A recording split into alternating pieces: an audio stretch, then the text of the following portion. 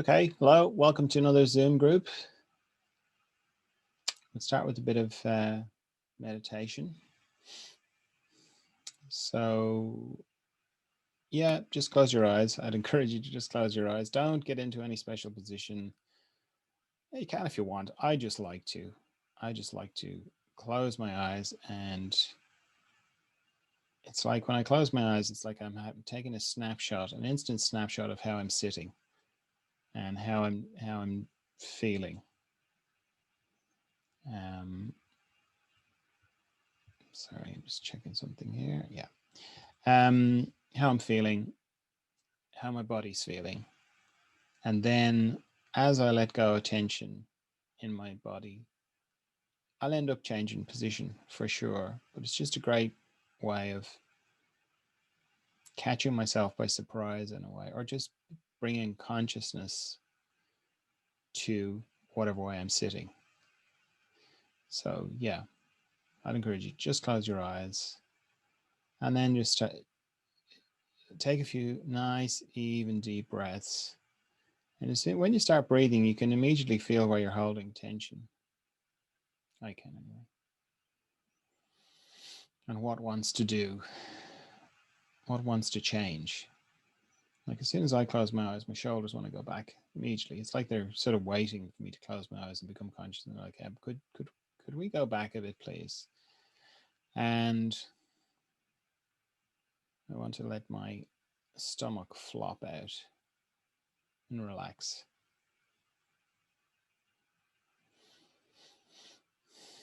And then my attention goes to my spine, which wants to elongate. Not in a, it sort of elongates from my head. It's like my head starts floating up towards the ceiling, and that straightens out my spine and makes it more erect. And as I readjust my position on the inside, it's as each thing comes into alignment or more harmony, then the next thing that is not in alignment makes itself manifest to me, like my feet. They want to go flat on the floor now. And my hands, which were just like gently holding each other in my lap, I don't want to be touching my hands off each other anymore. So they just naturally kind of go to my thighs.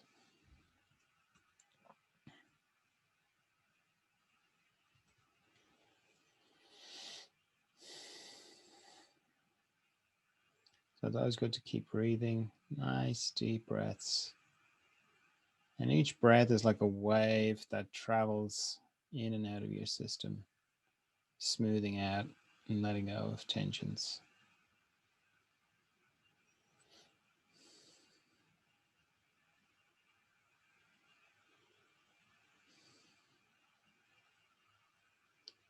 So bring your attention to your eyes.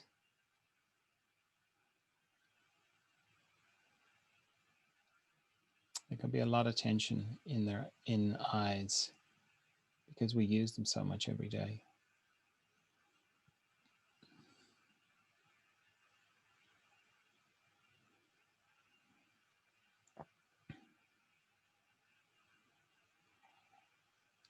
So if you have a sense of your eyeballs floating in your eye sockets, let them float. And that floating feeling reduces any tension that you've got in them.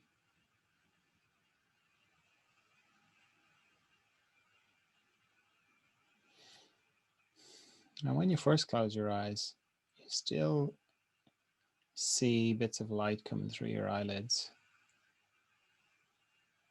But then as you relax your eyes, it can become darker. The little pinpricks of light can become less.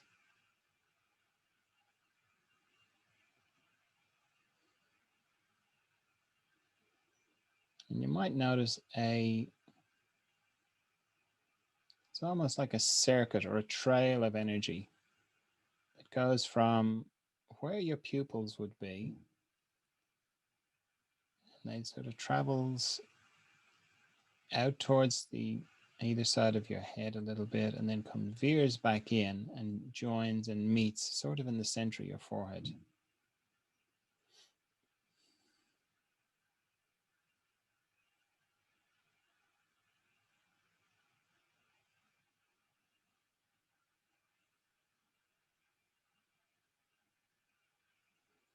And it has a quality of traveling upwards. So it's like a flow of energy that's flowing from where your pupils would be in your eyes on either side, out a little bit, and then back in and converging in the middle of your forehead, and it's sort of flowing up your forehead all the time.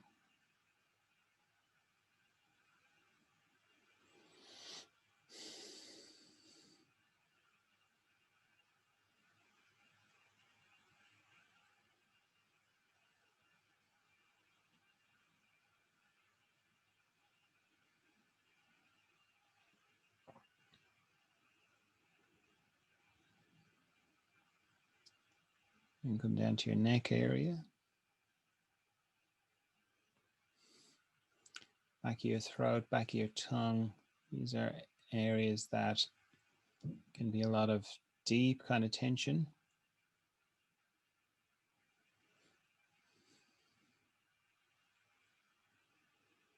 Now, if you're concerned about, well, yeah, I can feel it, not sure if I've got tension there, how do I let tension go? Just putting your attention there can begin to get things for things to release, for tension to let go. If you get anxious about, I've found some tension, but I can't get rid of it, that just makes it worse. So just kind of trust that the fact that you can see it will help it to release.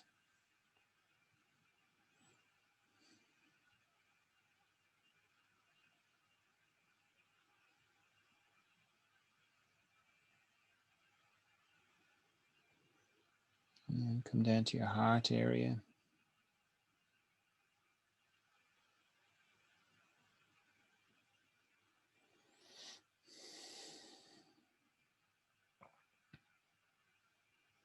So you can get a sense of expansion in your heart area.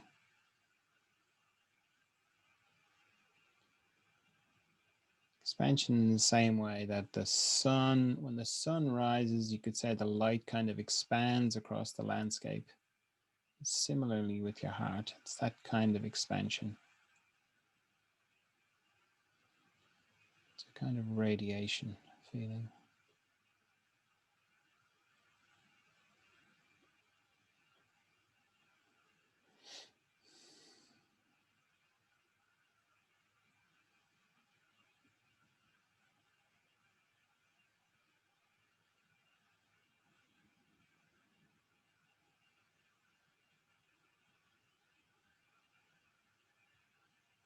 And then down to your abdomen. Now you can spend a long time in your abdomen, between your respiratory diaphragm and your pelvic floor and everything in between. There's a lot there. So just use your breath, again, like a wave of relaxation or a wave that dissolves any tension there. So each time you breathe in, it massages everything in your abdomen. And as you breathe out, you're breathing out any tensions that you find.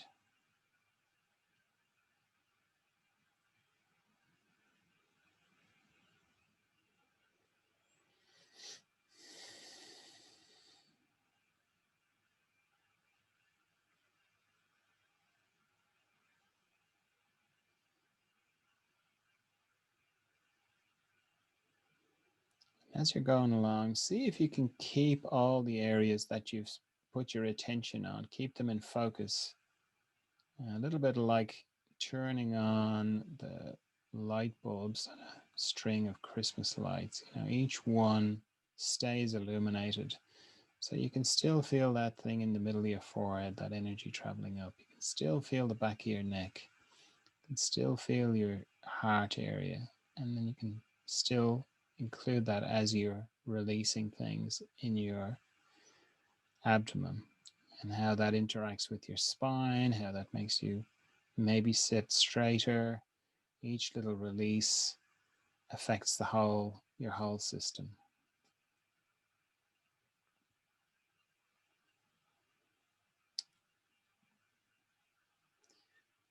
And put your attention in your hands, and the sense of the quality in your hands, subtle kind of tingling under the skin, sense of aliveness, maybe vitality.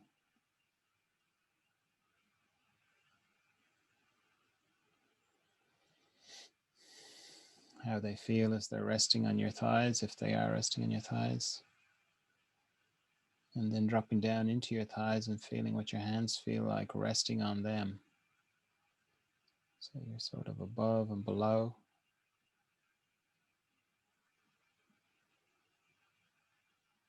And traveling down to your knees. How do they feel? Then down your shins.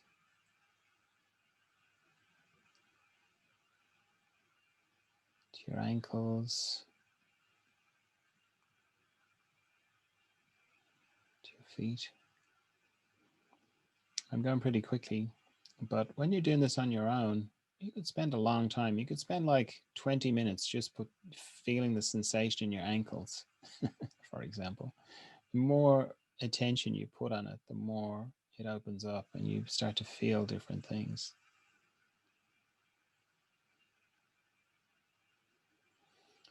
So if you have a sense of your whole system,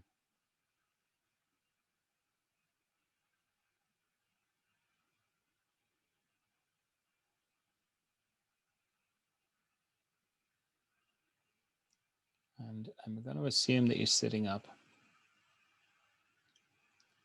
So you've got a sense of your whole system sitting up. You've got the front of your body, and then you've got behind you. And just let the idea of the behind you, that there's a back to your body, let that just be a bit more, let that line between the back of your body, let it dissolve a bit.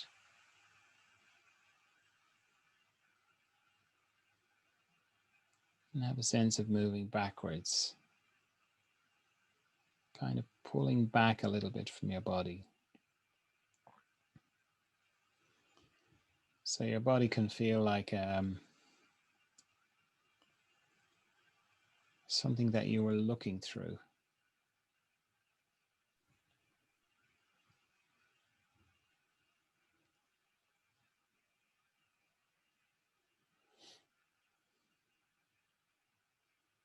That your eyes were like peepholes that you were looking into. But now you're pulling back further and further.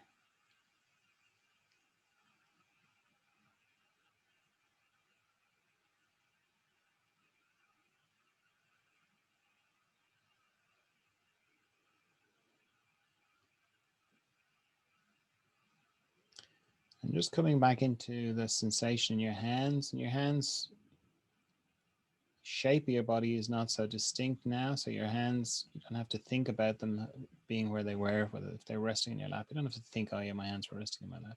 Just the sensation. Just stay with the sensation of your hands.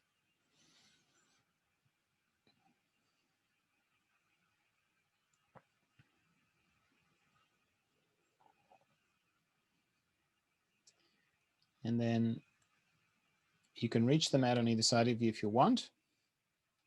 If that helps you get more of a sense of it, but get a sense of reaching out with your hands to connect. You can start off with me, just connecting with me. So you've got the reference point of what the sensation was in your hands when it was just you, you're focused on you. And now so you can get a sense of something that's similar to you, but not exactly the same as you. That'll be me.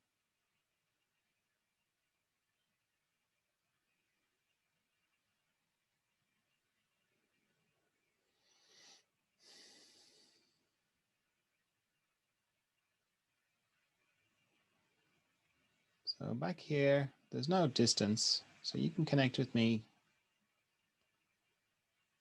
quite easily. Distance works differently in here. You could say it's in inner space. This is where we're all connected.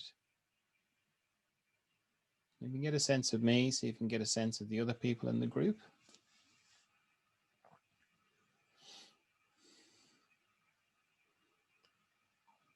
Space and distance work differently in here, so you can be connecting with other people in the group. You don't have to be in a big circle or anything like that. You don't have to connect like that. You can just still sense everybody in the group all at the same time.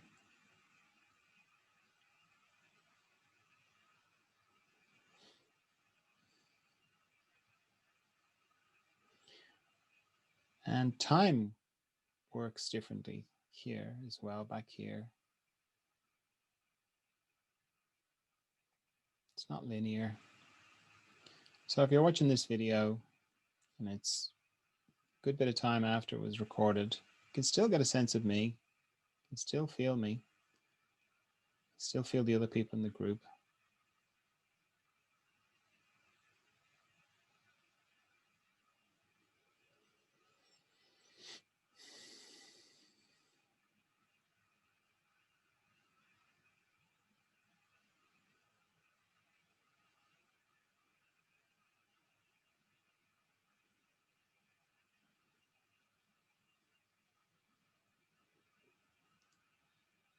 And you can get a sense of all the people who have watched the video before you and all the people who are going to watch the video.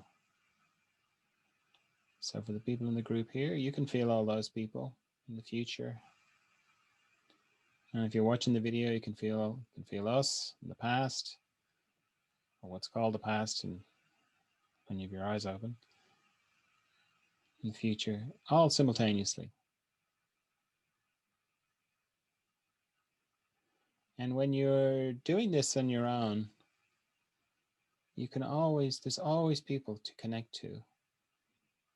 Like you often hear people talk about profound realizations they've had where it's usually when they're on acid or something like that, where they realize that we're all connected, we're all one. You've probably heard that. I am the same as the caterpillar and the tree, and I'm one. Where you feel that oneness is here in this place that you are now. This is where we're all connected. So there's always people, there's always support for you. You're never on your own in here, which is lovely.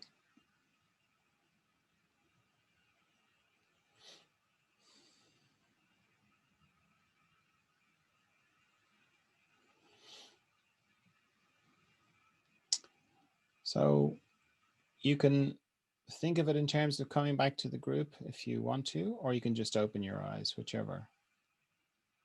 I encourage you to think about it in terms of just open your eyes and see that you can be in this kind of, if you wanted to call it, very deep place. You can be very deep and very present. You can be talking to the grocer and still be deeply in this place with this kind of knowledge and this kind of connection. You can be talking to the grocer and connecting with the grocer behind the scenes.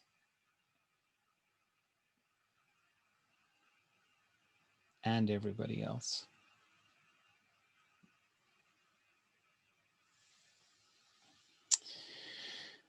Okay, so does anybody have any questions or comments or concerns or just anything they want to talk about?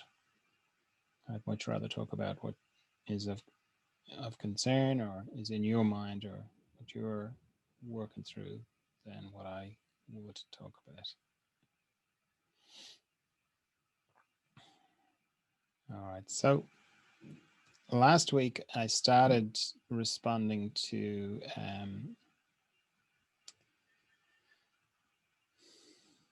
something that was sent to me by a youngish person, and they were telling me about how they and their friends were dealing with the pandemic, the lockdown, the current situation. And I went through rejection, FOMO, cover that, loneliness, cover that. I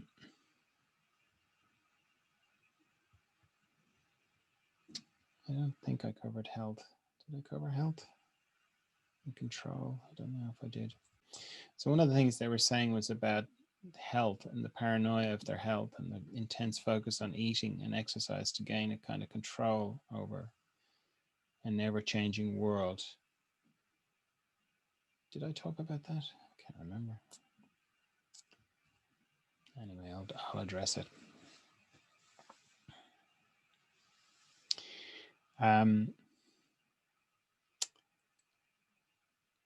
So I've said it before on you know, in the groups that the idea of control is gone now, or not the idea, but the time of, yeah, well, it's kind of an illusion. Control is an illusion, really, that you have control over things. Oh, I did talk about it. Yeah, I did remember. I'm remembering now. But I can say a few other things about it.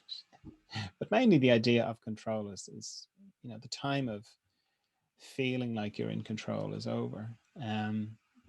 And everyone is being ushered into, some kicking and screaming, others happily, like I'm happily welcoming it. Because to me, it's, you know, I sort of known I haven't had any control for a long time, over life, that life is so arbitrary, like things can just happen, you know, or it seems so arbitrary. In hindsight, of course, it's beautiful. It's got this fantastic movement to it, and it's all, oh yeah, that all had to happen, you know. Like I just have to think about myself and my wife, Maggie. Like I'm from Dublin and she's from Papua New Guinea. So, I mean, the chances of us meeting and falling in love and having a life together are so slim, you know, like really slim. And if I was to try and organize that and control it, I don't know why I would even think that, why I would be going in Dublin going, I must meet a woman who's from Papua New Guinea. I mean, we didn't meet in Papua New Guinea, we met in Australia. So, I mean, the amount of things that had to happen for that to happen is mind boggling, you know. And that, I mean, that's just an extreme example. But there are so many examples in my life, and I'm sure in your life, when you think about it, of, you know, if I hadn't made that phone call, if I hadn't missed that train, if I hadn't been standing on that corner, my life would have gone a completely different direction, you know, all the way along. So in hindsight, it's like, oh yeah, this beautiful, majestic plan. But on this side of it, it just doesn't feel like that. It feels like, what's going to happen next? I don't know what's going to happen next. I'd like to know what's going to happen next. And that's understandable, but that's just a part of me that wants to feel like that. The bigger part of me doesn't want to know what's going to happen because it would be boring. I know that because I never want to know what's going to happen in a movie, ever. I think I've said this before. You know, if somebody says to me, "Oh, what film are you going to watch?" and I'd say the name. Oh yeah. Oh look, it works out in the end. You're like, what do you mean? Oh, they nearly die, but then it all comes good in the end. I'm like, oh, what'd you tell me that for? Like, well, you know, it's kind of scary when they're nearly going to die. So, you know, I just didn't want you to get scared. I'm like, well, now you've ruined it. I'm like, well, I mean, what do you mean? Well, you know, I wanted to just watch it. I wanted to enjoy the experience of watching the movie. And I'm like, yeah, but aren't you glad that it worked out? I'm like, yeah, yeah, but it's kind of not the same. It's just lost something. So I think that's a kind of a clue for, even though part of me, you know, the part of me that wants to know and wants to control is the same part of me that in the middle of the movie that I don't know the ending to, where, you know, the person is hanging off the cliff and it looks like they're going to fall. And I'm kind of going, oh, what's going to happen? You know, I don't do that, actually do that in a cinema, of course. Well, no one's going to cinemas anyway. But yeah, it's the same part. So it's kind of part of the fun to go, what's going to happen? And it only becomes a problem when you get really concerned about that and you get really distressed. And sadly, a lot of people are really distressed right now because they're like, what's going to happen? You know, all the things I thought were certain are not certain anymore. But the reality is, like, none of it was certain. It just had a feeling of being certain. But really, it wasn't, because arbitrary things happen all the time, and you kind of know that arbitrary things happen all the time. So rather than, I mean, it's fine to exercise. It's great to exercise. That's brilliant. That's very good for your mental health to exercise, particularly kind of vigorous exercise where you sweat a bit, because it gives your nervous system a good workout, and you get the full expression of your sympathetic nervous system.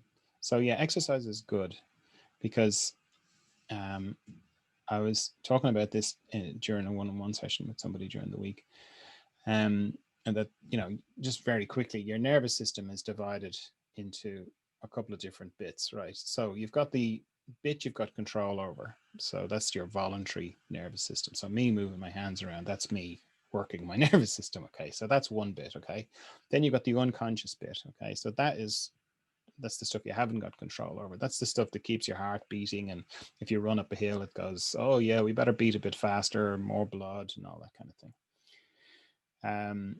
That's the unconscious nervous system, and that's further divided in half again.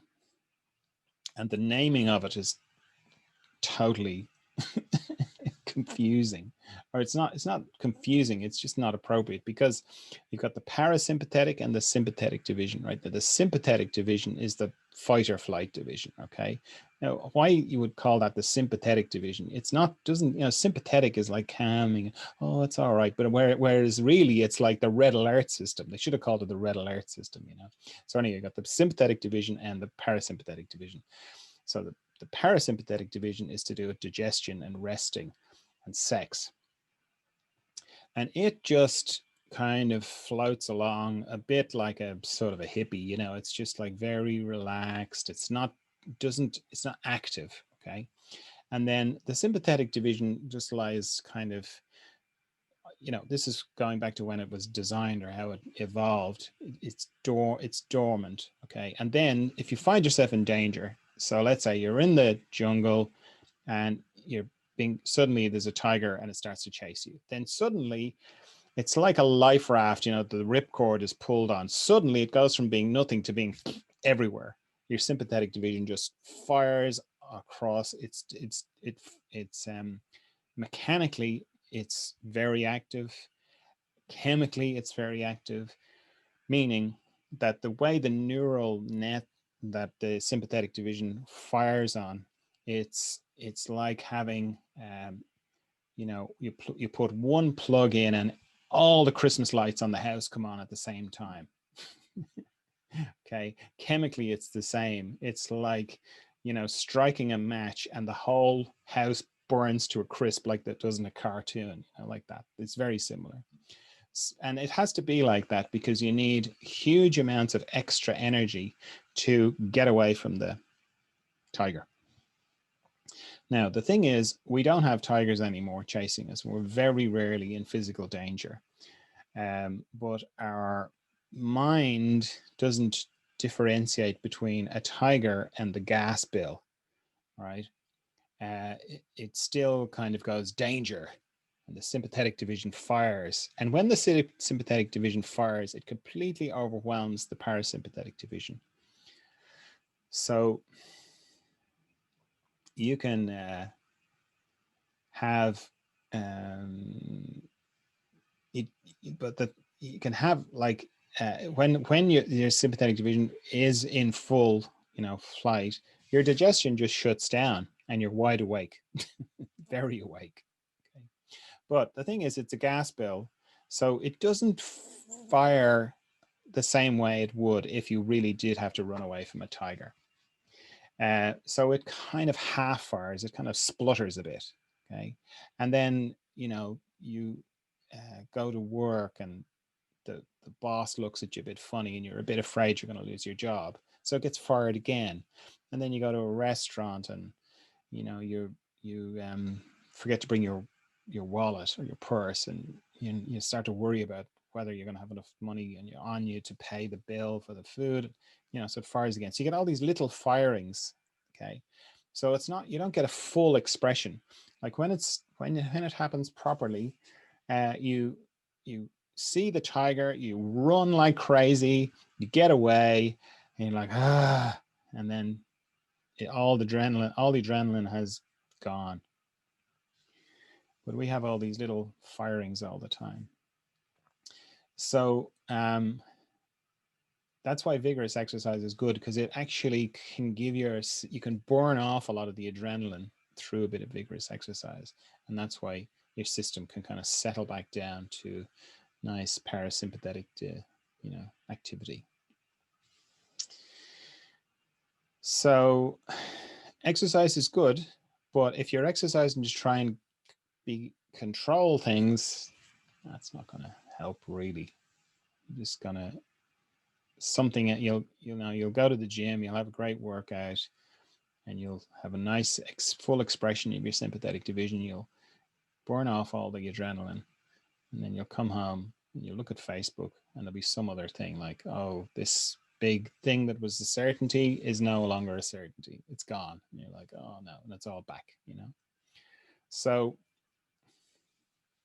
the harder thing is to look into the face of it, of like, yeah, everything is uncertain.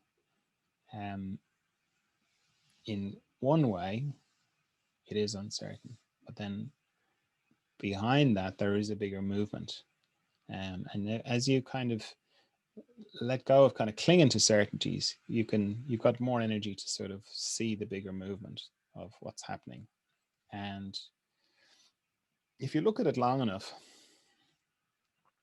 it starts to become comforting, of this thing of that there is something going on, that there is I don't want to call it intelligence, because that doesn't really describe it, but there is some big thing, big movement happening, and it just has a feeling of that it knows what it's doing, or that it has a plan. And I don't mean that in a small kind of way. Like people often talk about, oh, it's all part of the divine plan. I don't mean that. Because that big movement is going to kill me one day, the way it kills everything, and renews everything and rebirths everything. But me and my little perspective is like, oh no, hang on, I want the Hollywood happy ending now. I want, I want to keep going. That doesn't look like it's going to happen, because nothing else keeps going. I mean, okay, maybe I'm going to be the person that's going to live forever, but it doesn't look like it. Everybody else seems to die, so I'm probably going to die as well. Okay, and really, it's all like everything I've been talking about is all to do with this illusion that we live in anyway, and the illusion disappears for me every night anyway. So that's not okay, it's part of. It's almost like using the illusion to see the fingerprints of this bigger thing, that I'm talking about. And that seeing the movement of this bigger thing helps me when I go into my inner self to see my kind of connection with that. But that's me. Like I've got a good sense of that because I've spent a lot of time with that. If you don't have that, that would make it all very much harder. And I don't know how you can engender that in yourself except to look for it. But for me, I think I was just lucky. Like in my teenage years, it just was very apparent to me, and it has been ever since. But if you didn't have that, I don't know how you could make yourself have that. Except that there's something has brought you here. Something has made you watch this video or join this group, or so some part of you hears the call of that big movement. So the more you focus on that, the more you follow the kind of intuition that sort of brought you here, the more apparent that will become for you. Yeah. Okay, then the next thing they say is suspicion of each other, fear. Oh, hang on. Does anyone have any questions about any of that stuff before I go on to the next thing? Nope. No. Suspicion of each other, the fear that we might seem as though we're lying about where we've been and who we've seen, and if we have symptoms, and the fear of being cast out within our peer group if we catch the virus and give it to someone else. Oh, that's terrible, isn't it? God, when I was in my 20s, I was thinking about girls and love and, you know, cycling and all that sort of stuff. So it's, to me, it's really sad that that's the sort of thing that they have to think about. But because it's very like adult. I mean, you know, I was an adult in my 20s, or at least I thought I was. And compared to these 20 plus year olds, like, I wasn't an adult. Because this is very adult, you know, it's a very serious kind of thing, not the virus side of it, you know, because the chances of them having the virus is pretty low. And you know, I don't want to get into the whole, you know, the whole testing thing is very suspect anyway, how it's being tested for and the results. And so it's, you know, if they're, even if they're test positive that they have the virus, you know, this is all social, the stuff that they're concerned about. It's like how they work within their social group, you know. And there's a couple of different parts of it, like suspicion of each other. I mean, that comes down to really, you know, like a lot of things in life, you know, once you let go of certainty and the feeling of like that there is such a thing as certainty, that there is a third reality, you know, this, when I say that, I mean, you know, the thing of, well, there's your truth, there's my truth, and then there's the real truth. Okay. And we're both going to fight over who's got the real truth. In my experience, there's no real truth. That's a construct. That's an imagined thing. There's just, you know, my truth or my experience or my reality and your reality. And that's it. And they're not the same.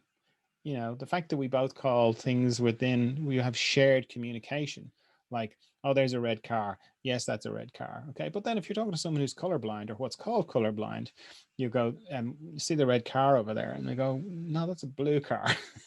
You know, no, it's not. It's a red car. You know, the 500 people behind me agree that we're going to call that red. And that person's gone, well, it looks blue to me. So just because there's 500 people doesn't make it right. It just means that there's more people see it as red than blue, but it doesn't mean that the blue person is wrong. Okay. That's like, and I think that's the same for everything. So if one person goes, oh, people are not trustworthy, everyone's out to get you. Like, I don't disagree with that person, because that's their reality. You know, that's what they're living in. That's very, you know, a very unhappy reality, and I wouldn't want to live in it. And it's not my reality. People are trustworthy, and everybody is, you know, dying to help me. That's my reality. But I won't kind of go, oh, you're totally wrong. No, no, no. Everybody's lovely, because that's their reality, and I respect that. That's their thing. Now, if their reality is, you're a danger to me and I have to kill you, well, I'm going to have to do something about that, obviously, particularly if they're coming running at me with a knife. But I mean, when does that happen? You know, very rarely, even in your life, even in a life, like even people who've gone through wars, you know, unless, you know, we're past the ages where wars went on for 200 years, you know, it's like 2 or 3 years or 4 years, or even if it's 8 years, it passes, you know, and it's just a small part of a big life, you know. So, and for most of us, certainly for me, like you know, I grew up in I live in Ireland. I'm from Ireland, right? I grew up where there was all sorts of problems going up in Northern Ireland, right? There was bombs going off in Northern Ireland every day. And so, like, through my, you know, from my age, from the age of about 10 until till I left, you know, so into my 30s, it was just horrific. Like the news from Northern Ireland was just awful. I'm still traumatized by some of the things I saw on the news. Okay. Now, luckily, that was all going on in Northern Ireland, which is just 6 counties up in the north of Ireland. And it spilled down a little bit. There were some bombs in Dublin. And, my sister worked in Dublin at the time, and it was a bit nerve wracking. But, that was one day out of like all those years. The rest of the time, it was just on the news. The remarkable thing is, though, that the center of it was like Belfast and Derry and a couple of towns where, a lot went on. The remarkable things is that Belfast is about 100 miles from Dublin. It's not far. Like, it's very close. And I grew up with all of that, So why did I start saying that? Why did I start talking about that?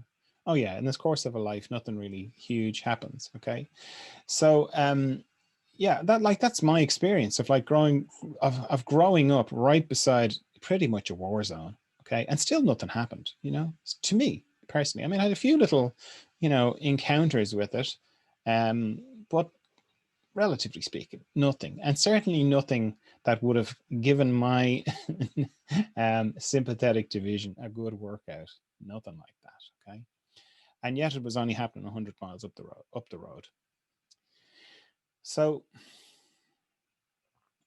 with being suspicious of people, and what I'm getting at is it's a choice. Right. And that's the hilarious thing is most things are a choice, because once you let go of the thing of the third reality, it's amazing how many things that feel like they're hard and fast that aren't hard and fast. Like are people trustworthy or not? Well, you could go, well, I've had a lot of experience and I've been ripped off a lot, and go, well, that's my reality. That has been my reality to date. But there's nothing to say you can't change that, and that it's just a choice. You can just go, okay, I'm just gonna decide that people are trustworthy. Part of your brain will go, well, I can't just decide stuff like that. Yeah, it has to be based on blah blah evidence, this and and my experience is it doesn't at all. I just go with my heart, what my heart says, and how I feel about it, which of course, I'm sure scientists would be, freaking out at me saying something like that. But in terms of certainty and control and all those things we were talking about, I've no control about any of the external stuff. All the control I have is inside me. And even then, it feels like I don't have a huge amount of control sometimes if I'm triggered or something like that. But if I in my heart feel like it's, and like I feel very an outpouring of love and kindness and affection for other people and love for other people, and that I see that spark reflected back to me in people's eyes, then why not go with that? Why not just go, okay, everyone's trustworthy. I'm going to trust everybody. I'm just going to expect the best of everybody. And if somebody doesn't meet that, which often happens when you're changing something, there can be a bit of pushback where you can like, oh, well, here's 4 dodgy people in a row just to make you really, are you really sure about that? But what I found is that's a bit like getting through the surf, and you just stick with it, and it will change, because how I am on the inside affects how things are on the outside. And what happens is, if I've come through one sort of reality and I've decided to change it, when I change it on the inside, so let's say I've had a few things happen to me, and I've I can feel myself, my heart hardening up a bit. And I'm going, yeah, I don't like that. It doesn't feel good. I'm just going to decide to trust people. And I focus all my attention on my inner state and how I feel when I trust people and how that makes me feel. So let's say it makes me feel expansive, and I get a really good sense of what that feeling is like inside. And I go, okay, I love feeling like this. I love looking out at people and going, everybody is beautiful and everyone's trustworthy and it's great. And that's a world I want to live in. So I just focus all my attention, and any little bit of like, oh, that guy looked a bit funny at me. It's like weeding the garden. I go, okay, that may be true, but I'm just not, I'm choosing another reality. And so I keep like preening myself of any little bit of old stuff. I keep taking it, and I keep focusing on like this nice feeling of like everybody's trustworthy, and it's like inside, it's like throbbing away with love and vitality. What that does is it creates a vacuum. Like if I happen to be living with some people who are not trustworthy, or my external life has been, geared up in one particular way. When I change on the inside and I really focus on staying without is in the inside, that creates a vacuum, and life doesn't care. Like the construct of reality doesn't care. It's pretty much gives you whatever you focus on. So it will kind of, the vacuum, it can't help but change into the thing that you're holding on the inside. When you hold it on the inside, you create a vacuum, and then into that vacuum, the new thing comes. Just, it's, you don't even have to do anything about it. All you have to do is take care of your inner state, and it will change into that. So being suspicious of each other, while you have lots of reason to do that now, you also ridiculously can just choose not to. You can just choose to go, I'm not going to be suspicious of my friends. I just don't like how it makes me feel, and I'm not going to do it. I know that sounds ridiculously simplistic and naive, but that's what we're coming into.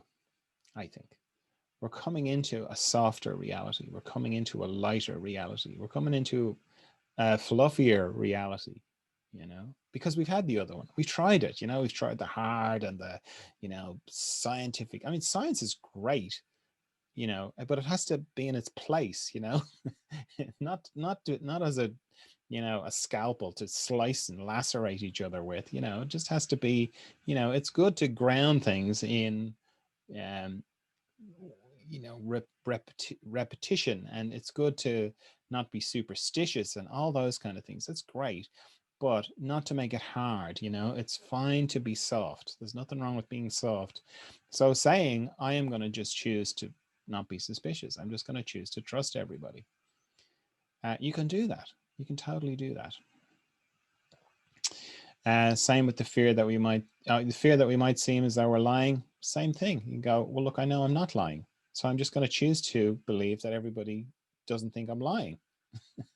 Again, I know that sounds ridiculous, but if you choose that, then all you've got to do is focus on the inside. That's all you're concerned about, is like just looking on the inside, going, and anytime you hear yourself going, oh, I wonder did that person think I was lying about where I was, and you can just kind of preen it and go, okay, I was thinking like that, but I'm not thinking like that anymore. I've just decided that everyone believes me and everybody trusts me. So yeah, thanks, but no thanks.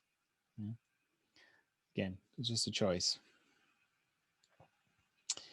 Where we've been, or who we've seen, and if we have symptoms, same thing. Fear of being cast out within our peer group. Okay. So that feeling of being cast out, or fear of being cast out, it's similar to the FOMO kind of thing. It goes deep because we think we're very sophisticated and civilized, and in some ways we are. But then in another way, just like our nervous system is designed for the jungle, and we don't live in the jungle anymore, similarly, our social groups, are, we don't think we're tribal anymore, but we are. And we have tribal fears, and being cast out of the tribe is, you know, you don't want to do that because you'll probably die. So if you start from that place of going, this is not an idle concern. This is not lightweight. Me feeling of like being cast out runs very deep. It runs into my marrow. So I'm not going to just try and talk myself out of it. But I can bring my attention to the facts of it, and reframe it a little bit. So what, you know, when I say being cast out of my social group, what does that actually mean? Like what is, will I die? You know, you have to kind of bring it down to that, which sounds ridiculous, of course. Will I die? You know, if people unfriend me on Facebook, you know, of course I won't die. But you kind of have to address it like as if you're talking to somebody who's in a tribe and doesn't get it. So you kind of go, well, okay, so if I was cast out of my social group, would I die? And you go, no, that's ridiculous. And no, have a good look at it now. Would I actually die? No, I don't think so. It would be awful. I'd feel terrible, but no, I don't know. I wouldn't die. So that's a start, right? Because if you sort of gloss over that bit, it will just keep throbbing away underneath. So that's important, okay? And then you can kind of go, okay, so like often with fears, sometimes it's very helpful to go to kind of get into the, well, what's the worst possible, where's the end of this fear? So it's like, oh, well, if I was cast out of my group, you know, if you just leave it at that, it's just kind of this staticky fear that just stays there. So it's can be helpful to kind of go, okay, well, and then what would happen? Well, then I wouldn't have any friends. Okay, and then what would happen? Well, I'd be lonely. All right, and then what would happen? You know, just keep going all the way down, because often when you follow it down, there's not, you get to a point where you go, okay, well, that's awful. I wouldn't like that. No friends, but it wouldn't kill me. Like it wouldn't. It's not as bad as the feeling of static up on the surface when I was like, oh, cast out of my social group. That's actually when I get right bored down into what that would actually mean. It's not as bad as it sort of felt up at the top. When I get bored down into it, yeah, it's not so bad. I'd survive. I'd get new friends. And you know, if they threw me out of the group, maybe they're not so great friends anyway, you know, that kind of thing. So it's important to go through that process, to sort of face it, look into it, and talk yourself through it. I think that's important, not to trivialize it. And then you can just kind of do what I was saying earlier of going, well, I'm just going to choose to think that that's not going to happen. That my group of friends are lovely. You know, of course they're lovely because they're my friends. And they're going to be, you know, nice and supportive and understanding. And if I did get the virus, they'd understand and they'd know that I hadn't done anything and it would be all great. And we're all going to grow in love and kindness just because I've chosen to believe that, you know? So that's what I would suggest for that. So the last thing they say is the monotony of each day, no way of letting loose, no way of letting go, no hold on normality or what we were used to. So what you're used to, you just have to let go of that. As I said, because we're into the new now. And unfortunately, we're in the growth pains side of it, but there is a lovely new reality coming. It's on the way. Now, I'm saying that because I want to believe that. And because I want to believe that, I'm seeing it, which is the other side of that kind of thing. Because I want to see it, I see it, you know. It's called confirmation bias, I think, is the scientific term for that. And it's confirmation bias is referred to as how we kid ourselves about things, right? You know, like if you're thinking of buying a particular type of car, you're wondering about it, you generally see five of them, or you never even noticed them before. It's that kind of thing, you know. But I'm talking about it in a positive way. That it's like what I was saying. If you're looking for the movement, this bigger movement of life, you'll start to see it. You'll start to notice it. So in the same way as I have it starts for me again in my heart and inside me, and going, um, you know, when I looked out at, say, the news when all that stuff was going out in Northern Ireland, it was like, this is so far from how I feel on the inside. You know, it's completely alien to me, this kind of violence I'm seeing. I don't get it. Now it's the opposite. It's like what I have in how I feel inside.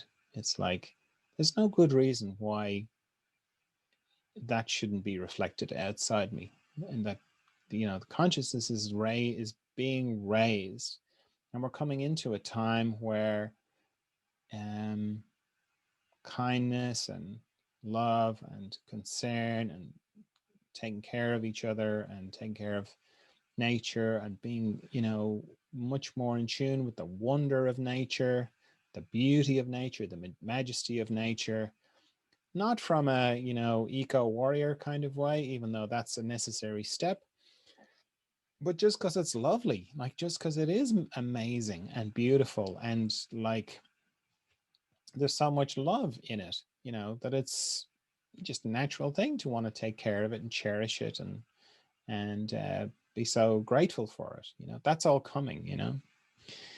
And because I feel that, and even though I'm seeing all the disturbance, I can also see that starting to come through as well. So that's lovely. Now, the monotony of each day. So I'm thinking of it in terms of someone who has no garden and is in lockdown, when Ireland has just gone back into lockdown. So they've no garden, they're in lockdown, and they've already had 6 weeks of lockdown back in March. So no novelty. Back in March, we had lovely sunshine. It's October now, so probably not going to have any nice weather. So you're going to have grey skies and rain, probably stuck indoors with no garden, and unable to work. And no novelty, pretty much watched everything on the TV, drank everything. It's just, what am I going to do all day? So that's hard. I understand that's hard. But there is great power in service.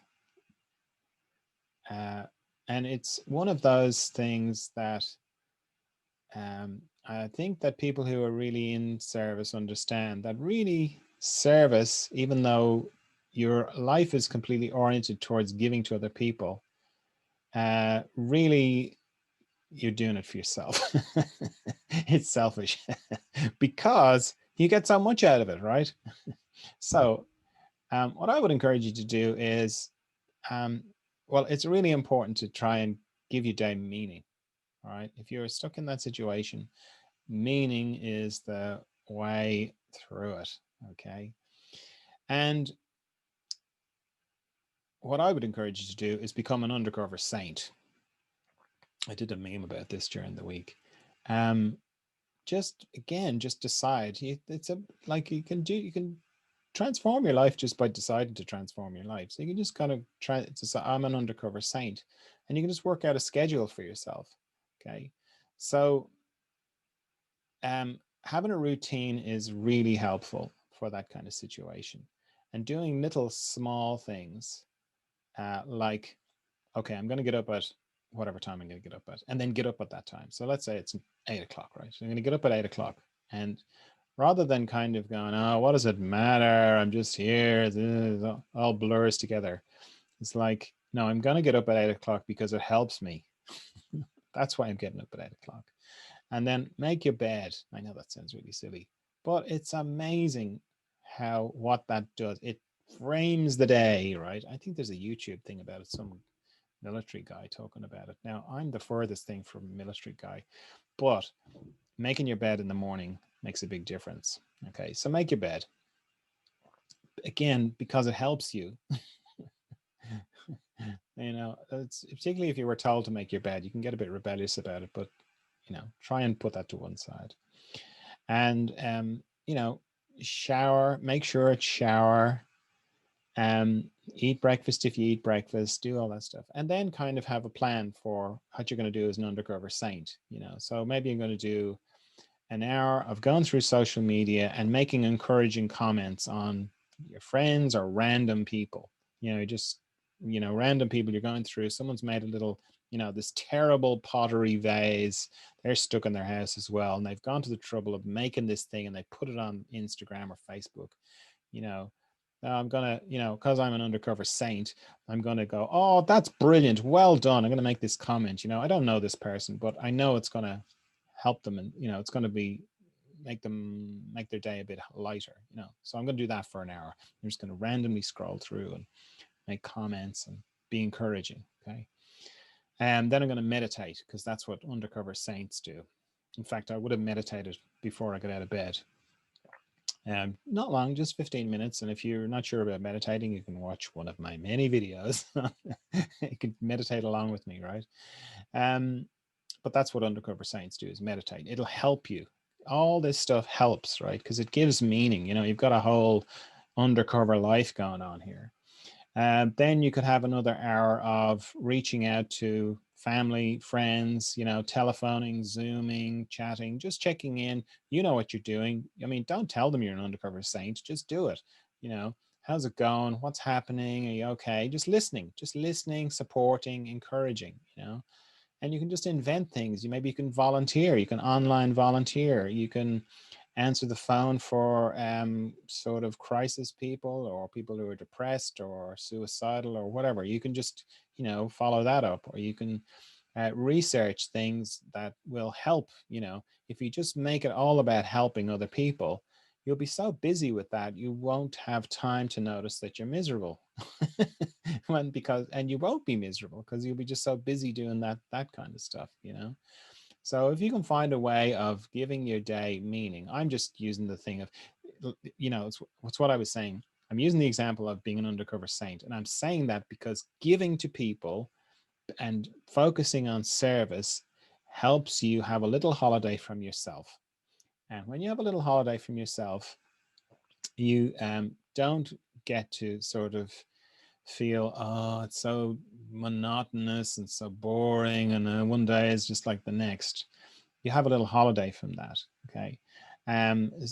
So you're doing it to help yourself, but then you also, by giving, you're helping other people. And the weird thing is that when you give to other people, and when you focus on service to other people, you get way more back in return than you give. It's just one of those wonderful things about life. Okay. You get a lot more back than you give. So that's what I would do. Now you could go, oh yeah, I'm not so wild about the saint thing, but I get the thing about meaning, and I'm gonna, you know, write that play I've always wanted to write. That's fine. Anything that gives your day meaning and gets you up in the morning, and like when the alarm goes off at 8 o'clock, that if that thing helps you get up and make your bed and get on with the thing that you're going to do, great. So whether that's painting or gardening or whatever it is, once you can figure out a way to give your day meaning, then your day stops being monotonous. Right. Okay. So there was more, but that's all I'm going to do tonight. Anybody have any questions before I wrap up? Okay, good. All right. Well, thanks very much for joining me for another Zoom group. I'll see you again. I'll either see you for meditation, or I'll see you next week for another Zoom group chat, catch up. Okay, bye.